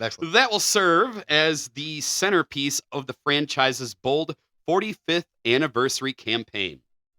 What the hell does that mean? Well, it sounds like Sweet Revenge is a glorified commercial for Angry Orchard hard cider. Finally. God damn it. With the short set to debut on the Jason Universe YouTube channel, as well as a site hosted by Angry Orchard. Variety notes in their report. I just think it's funny because I'm just imagining Jason for this short film. Jason Voorhees going up, just like doing some hardcore murder camp counselor stuff, and then at the end looks at the camera, cracks an Angry Orchard, and drinks it like a Bud Light commercial. Looks at the camera, thumbs up. Like, yeah, that's it. Pulls the mask up so you can see his crazy face. Double the flavor, double the fun. No, this isn't gum, but apple orchard. Oh my God.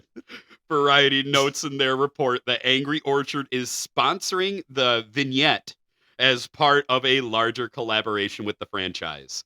Jason Universe teases fans will drop into a chilling weekend in the woods filled with blood-soaked surprises only Jason can deliver. Sweet Revenge will be directed by Mike P. Nelson of Wrong Turn, who also recently wrapped production on Cineverse and Bloody Disgusting's Silent Night, Deadly Night reboot. Excited for that one. It should be good. Yeah.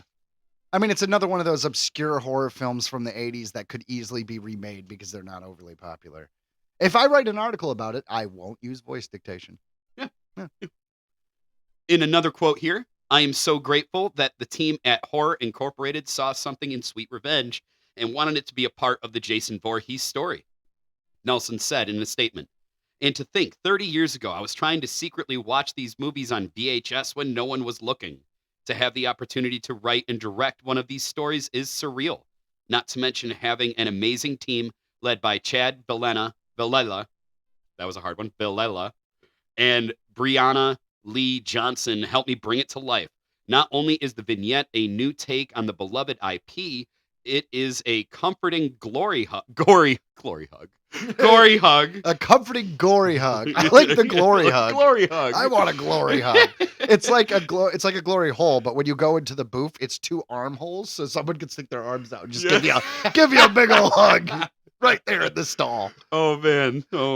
That's right. You wanna- heard it here first. A The glory hug. Yeah.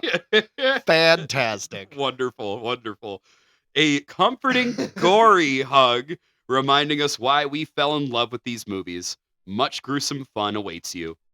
Friday the 13th LLC's Mark Toberoff added, Jason has always been a force in pop culture, and the 45th anniversary felt like the perfect moment to do something truly unexpected. Partnering with Horror Incorporated and Angry Orchard, who share our passion, has opened up a new way to engage fans. It's exciting to see the franchise evolve with such creativity while staying true to what makes Jason iconic. You have to admit, it is amazing how much enthusiasm these people can do for a fucking commercial. Dude. It is awesome because how long is this going to be? Because if it's like a 20, 30-minute short film where it's just like there's happens to be Apple or Angry Orchard bottles, then it's like, okay, cool. You made a short film. You made a vignette or whatever. Sure, great. But if it's just like a 2-minute commercial where Jason pops up a few times and then is like Angry Orchard, well, that's just a commercial. I mean, I just imagine it's going to be like a couple, like, passing back and forth, like, oh, give me an Angry Orchard, babe. And she like goes out and then. Well, no, because the people who drink Angry Orchard don't want their product being like, oh, you drink this, you get murdered. You know what I bet's going to fucking happen? There's going to be a party and everybody who drinks or smokes gets killed except the people who drink Angry Orchard. Oh my God. That is I'm calling it right now, man. Oh, right. Like they go, it's like, where's the Angry Orchard? It's in the shack. Hey, can you give me a hand with it? It's a big barrel. Okay, yeah, I'm coming. So you got like a bunch of people in there all excited for Angry Orchard. The door slams behind them and it's locked. They're like, oh man. And then it just shows them knocking as Jason goes in and just starts slaughtering the rest of the party. It's like Angry Orchard. It may save your life. Yeah. I think it's funny because it is a horror movie. It is a slash movie. Our hero, quote unquote, is killing camp counselors and random people, right? So I think Angry Orchard's kind of a baller company because you're like, I mean, it won't hurt our brand, right? Like they're just like a crazy murderer is fine. And aren't most of the kids in camp counselors like younger, right? Right. I mean, they're not quite Freddy Krueger killing the kids. So I guess they're not kids. Well, they're probably in their like 20s or something. I would say like late teens, early 20s. It's just funny to be like, yeah, this won't hurt our hard cider brand. It's like, well, Jason is pretty angry. So, I mean, it fits. And he could be from an orchard. Yeah. In this revamped universe. There you go. Saying, yeah. See, it tracks. Another quote. I got one last one. He at some point in the commercial, Jason takes off his mask and it's an apple underneath. Yes. Like one of those carved apple faces. Yes. I don't know if they're going to go that route, but I like where your head's at. So here's a quote. We were beyond excited when Mike Nelson came on board and Angry Orchard sponsored production to help us bring this to life in a wickedly unexpected way. Horror Incorporated Chief Marketing Officer Sherry Kahn said in a statement of her own, even in the short vignette, Nelson will masterfully capture our shared vision, honoring the heritage of the franchise while delivering something fresh and thrilling for a new generation. Jason Universe is also a key figure in the upcoming Peacock and A24 TV series Crystal Lake, an expanded prequel to the original film franchise that just began production last week. In the meantime, look for Sweet Revenge in the late summer of this 2025. Yeah. Like I said, it is funny that everyone's so enthusiastic about the commercial. But you know what I think is funny is this woman who just spoke said that it's going to, introduce Jason to a whole new generation of kids. What would you do if your first introduction to Art the Clown was like, drink Fanta? Fanta, don't you want a Fanta? Oh, actually, that's amazing, though. The 90s version, early 2000s of that, where it was like you get the orange chick with the orange bikini and then the purple chick in the purple bikini jumping around doing their respective flavors. And then you get a blackberry one and Art the Clown jumps out in a bikini and is doing the fucking Fanta. Honestly, that is a better vignette. It fits in with like the weird universe that the second one had and everything like that. I still haven't seen the new one. Okay, well, based on the fact that Jason Voorhees is going to be the mascot for Angry Orchard, I am going to hit up Fanta and hit up Art the Clown and try to make this arrangement happen. I have nothing to benefit. I don't work for either company, and I can't imagine anyone's going to go for the pitch. But my God, if I spend the next 10 years trying to come up with an elaborate pitch, I'm going to get this commercial to happen. I believe in it. I believe in it, Joe. I think we can make this happen. It's a good idea.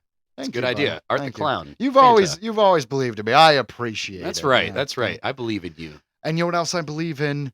I believe in endings being inevitable. Like the end of this show. No. Well, that's right. Hey, guys, I hope Darth Vader didn't approve. I appreciate it. So, guys, I hope you enjoyed this show. We had a lot of fun, as you could tell, doing it. This was a zany one. That's right. That's right. It was a zany one. And by the way, your mission, should you choose to accept it, is to share this podcast with a coworker, with a friend. Listen to us on your way to work, and don't forget to hit that download button. That's the best way to support us. It absolutely is. And make sure to tune in next week. We have a fun, another one of those bottle episodes. We have Earthlings in Swamps. It's getting swampy. So a lot of swamp monster action in that, guys. So make sure to check it out. But hey, guys, from everyone here at Earthling Entertainment, we'd like to say thanks for listening. Download the episode and See ya.